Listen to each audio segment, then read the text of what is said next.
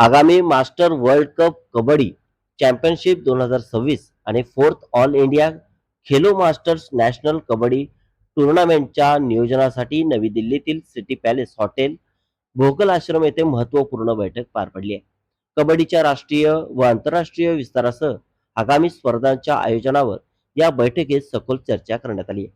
बैठकीला India Khelo masters game फाउंडेशनचे general secretary Shailendra Singh यांची प्रमुख उपस्थिती लाभली. यावेळी उपाध्यक्ष आशुतोष मिश्रा, डॉक्टर राजेश त्रिपाठी, दुर्वास धुळे, गोपाल राणा, गोवर्धन राठोड, अनिल जैन, प्रार्थना भूपतराव, लीना डोलकर, कांचन झोड आणि संदीप सिंह यांच्यासह अनेक पदाधिकारी उपस्थित होते. बैठकीत विश्वचषक स्पर्धेची तयारी, खेळाडूंसाठी सुविधा, तांत्रिक बाबी, समित्यांची रचना आणि जबाबदाऱ्यांचे वाटप यावर महत्वपूर्ण निर्णय घेण्यात आले.